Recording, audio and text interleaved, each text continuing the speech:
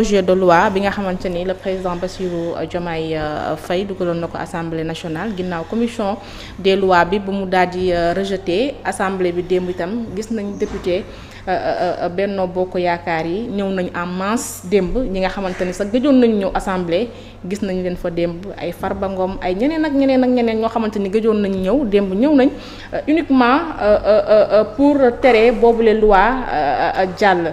balaa ñëw ci li nga xam ne moom moo am biir assemblée nationale nag nga gisee loolu bettu la quand même. waaw xam nga.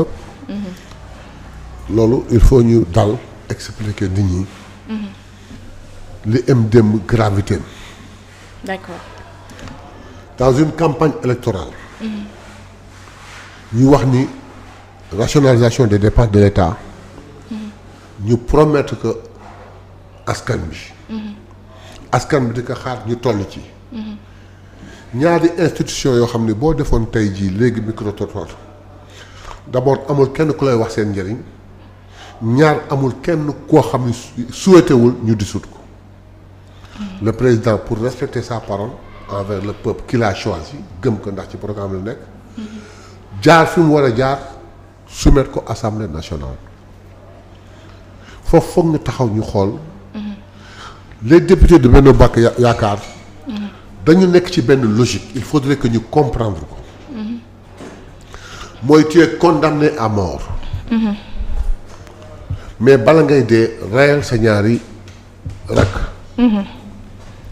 ma expliquer tu es condamné à mort mais bala ngay dee reyal sa ñaari rakk loolu mooy ils ont préféré ni naa xaar sama dee ma dee waaye samay rakk du ma leen rey je m'explique autorité yi xam nga nu mu tuddee sax HTTC. Access. mais seeni mbokk ñoo fa ëpp. maanaam mbirum copain copine. léegi nag. ndax ma voté loi bi. ñu dissoudre leen. ma mettre leen mal à l'aise ba pare am différent entre man ak ñoom. ak ma banal mais néanmoins du tee ëllëg. man dañ may dissoudre. wala ma solidariser ak ñoom bàyyi leen fa. ñu xam ni solidarité naa ak ñoom ma des ak samay mbokk bien que loolu ça n'empêche pas que ëllëg ñoom dinañ disparaître mais néanmoins duñ disparaître par ma volonté de façon que quoi qu'il en soit demain damay dem donc ils ont préféré comme xam nañ dañuy dee ñu bañ a rey seen mbokk dans leur kii ñu defe noonu donc am na une partie de logique mais loolu nag xamuñu ni weddiwuñu le président Diomaye weddiwuñu le gouvernement xam nga ku ñu weddi askan bi nga xam ni moo doon xaar lan tas yaakaaram te loolu ñu def askan bi du leen ko baal ilaa yawmi diin ñànku na ko te dana toog dina xaar dina leen xaar ba ci urne yi parmi ces députés qui étaient là-bas hier ku ci nekk ci liste nit ñaa ngi lay xaar ci prochaine législature élection législative gaa ñaa ngi lay xaar ba ci urne bi le peuple se vengera. mais c'était prévisible quand même parce que ku ne xam na ni diggante Benno Bokk Yaakaar ak régime actuel bi ñoom maanaam neexoowuñu depuis toujours parce que DPG lañ doon wax Ousmane Sonko na ñëw assemblée nationale def ko fa Ousmane ne du ma ñëw ndax règlement bi baaxul ñu constaté wu seen biir ñoom les trois présidents du groupe parlementaire waxtaan ba defar li nga xamante ni moom mooy règlement bi ñuy toog di xaar Diomaye ne leen déedéet Ousmane ñëwagul yónnee leen projet de loi ne leen lii faaw ngeen dindi ko te ñoom seen biir wax démb ñu ngi leen di dégg ñu ngi naan ci réseaux sociaux lañ ko déggee. mais xam nga lu ma jaaxal. mais plus important que la DPJ la loi d'orientation budgétaire mais ils l'ont rejeté avec forfaiture. C'est encore plus important. Deuxièmement lan moo indi problème bi entre législative ak pouvoir. mais seen règlement intérieur moo baaxul.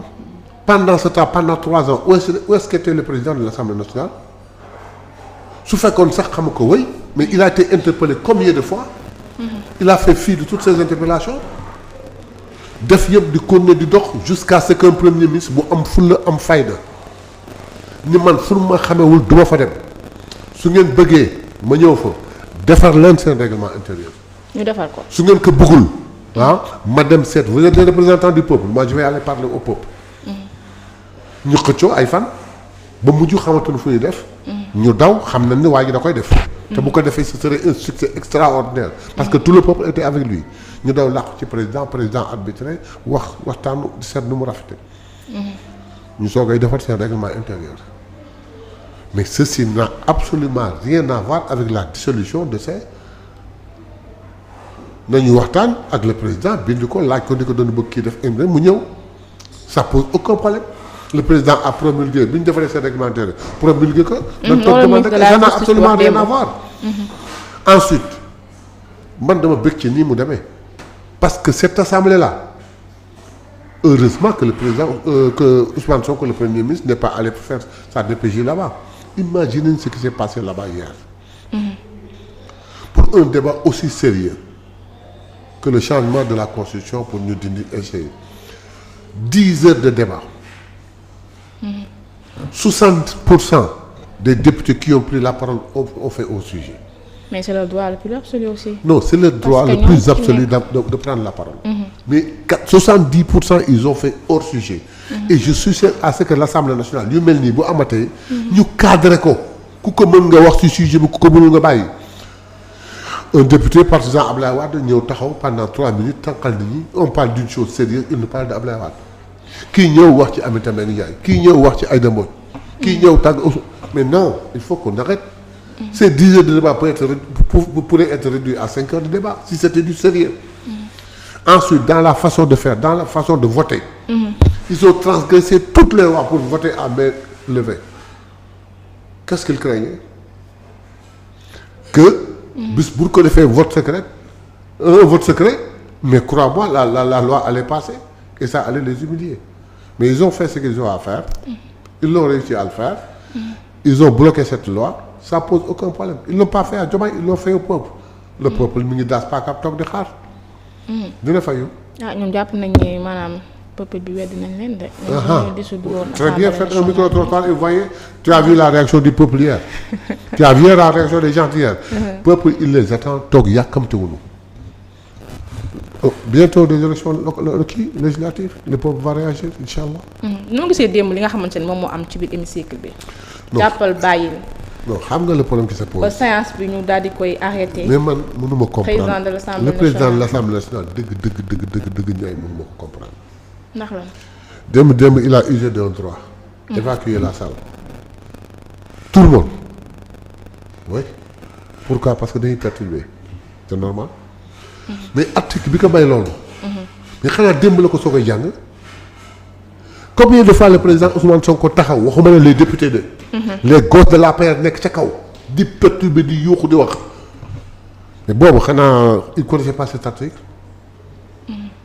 donc ensuite Assemblée nationale saa yu ñu ñëwee parce qu'ils sont majoritaires et le président est complice dañuy orienter la démarche de la plénière d'une manière boo xam ne daf leen arranger mais les députés yom fay dañuy bañ moo indi problème bi fu mu mujjee taxaw di ñuy soutenir leen le peuple soutenir leen mu évacuer le peuple et ils ont fait ce qu'ils ont voulu ils l'ont réussi mais décevoir nañ peuple bi le peuple réagira incha allah décevoir nañ peuple bi le peuple réagira waaye tey dan moo nar a nekk njeexitalu assemblée nationale comme conseil constitutionnel daal di nay jox droit le président Bassirou Diomaye Faye à partir de le 12 mën na dissoudre li nga xamante ni moom mooy boobu la assemblée. man mon point de vue personnel. mooy le 11 à minuit 1 minute. le président dafa war a dissoudre assemblée nationale. mais. assemblée bi c'est le souhait du peuple. c'est le souhait de tout le monde assemblée bi c'est l'assemblée la plus nulle la législature la plus nulle la 14e la. et pourtant bi ko jiitu. dañ ko doon fustiger mais bii sax on peut comprendre la composition. parce qu'il y a de très bons députés mais am na ñoo xam ni moom da ngay waaru. mais il faudrait que buñ ko dissoudre war a dem dans les législatives au niveau des investitures dans les partis. Que ça soit du sérieux. que ça soit du sérieux. que ça soit plus une récompense de ça ou de ça. donc loolu mooy problème bi.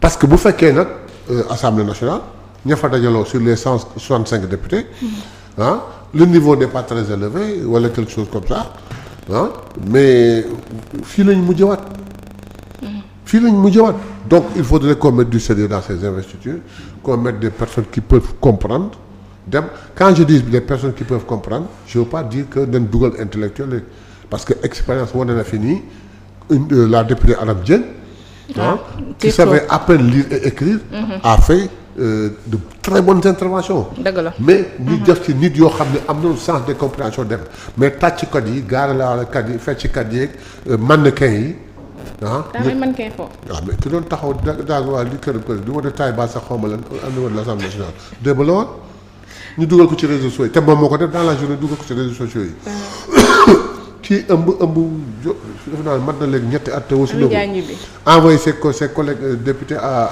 fii sur un mensonge sur du n'importe quoi léegi mi ngi nii c'est que il faudrait que ñu rehausser parce que là dans cette rupture on est parvenu à avoir un très bon gouvernement donc l'exécutif fait son boulot ni pat di dox li muy dox di liggéey li muy war a liggéey sous la conduite du premier ministre sur les instructions du président de la République alhamdulilah assise de la justice ànd ak ay nominations yoo xam ne tout le monde dit gongo ils vont commencer à faire le travail maintenant il faut aller au niveau de de l'Assemblée nationale defaraat ka mettre des députés yoo xam ne am nañu sens de compréhension xam nañu seen mission afin que nag ñu am les 3 entités yëpp dox.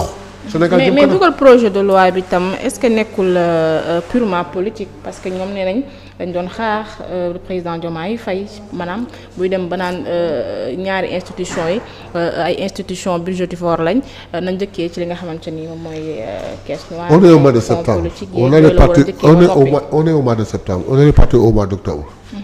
ñu commencé la loi de ñu commencé ci l'examen du budget. soo fa bàyyi institut yi mais dañ leen di daggal budget. mais pour que éviter loolu da nga leen di dindi comme tôt ou tard da nga leen dindi moo gën ëllëg ngay def une loi rectificative ou quoi que ce soit dindi ko ëllëg. ba pare di defaat une loi de rectificative mais jaru ko donc dindi ko léegi nga xam ne du nga ko prévoir ci le budget de 2025. mais ça n'a absolument rien de politique et puis ñoom député yi mais ils savaient que tôt ou tard loolu dafay rek parce que gis nañ ko dans la campagne et le peuple a dit oui voilà donc kon il n'y a absolument rien de politique.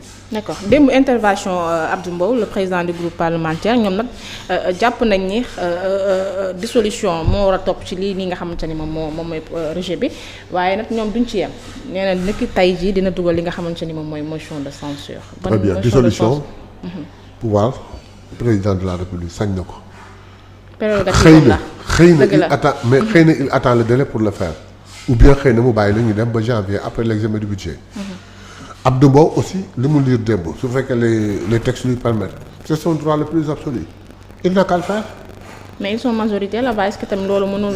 il n'a qu'à le faire ça va passer comme démb. ils vont faire la première ou bien le kii comme ils bont le temps comme ils ont fait hier. et ça va passer. qu'est-ce que ça va changer day tax peuple bi gën leen jëppi qu'il fasse très attention Benno Bokk Yaakaar. ah bon peuple bi jëpp na leen. dab kii wan leen ko à l'élection présidentielle gën na leen jëppi démb mais le chouchou du peuple. Ousmane Sonko s'il cherche à l'humilier le peuple nag da leen di bàyyi ba faw ils n'ont qu'à faire très attention parce que Ousmane est le chouchou du peuple aimé par toute cette jeunesse pour tout un peuple. mais est-ce que tey motion de censure boobu noonu mënul indi maanaam. parce que ñëw ba fii ñuy daaneel sa gouvernement nga nar a. mais qu'est-ce que ça fait bu amoon mu réussir pour daaneel gouvernement bi rien n'empêche le président de reconduire le premier ministre. le premier ministre reconduit tout ce gouvernement. entre-temps ils seront balayés qu'est-ce que ça fait. leen rek la leen indil peuple bi jéppi leen donc ça ne pose amul benn effet c'est leur dossier c'est leur droit et le texte pris ils n'ont qu'à le faire il doit le faire j'espère qu'il ne va pas se détraquer je crois qu'il va le faire cet après-midi. loolu la wax nee na tey la koy lay déposer loolu noonu. il n'a qu'à le faire. c'est son droit le plus absolu. d'accord tey bu ñu ñëwee ci li nga xamante ni moom mooy dissolution bi jëm ci ay élections législatives bi kan mooy porter seen liste. ce sera Ousmane Sonko. je pourrais pas le dire. je ne sais pas mais su ma analyser su ma kii propre su ma analyser ah peut-être on partira avec la coalition, on partira avec Diomaye notre coalition. Je ne sais pas, je ne sais pas encore, on n'en a pas encore discuté. On partira qui, mais quoi qu'il en soit, Ousmane Sonko sera la tête de liste. Ousmane Sonko. Ousmane Sonko c'est le président du parti. Étant premier ministre, c'est lui qui va porter la liste. Suivi de qui? Ah, je ne sais pas, suivi d'une dame. D'une dame. Et comme ça en parlant rek. Comme ça en parlant, je peux dire Mimi Touré. Mimi Touré même. Pourquoi pas, je peux dire Maïmouna Diaye. D'accord. Je peux dire Mimi Touré, je peux dire Maïmouna Diaye. Mais quoi qu'il en soit, Ousmane portera la liste, Inch'Allah, c'est la tête de liste.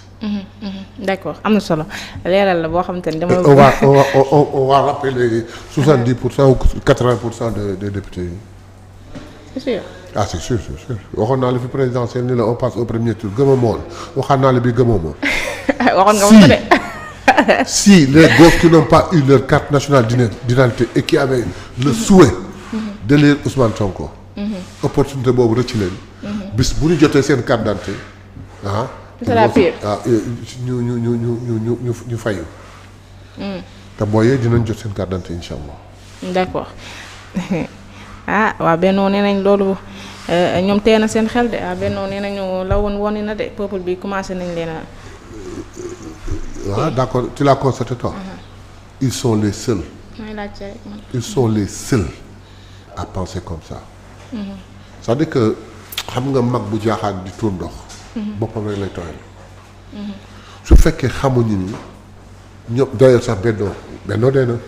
Benno existait tout, on ne peut plus parler de Benno. Attendons autre chose. Vous avez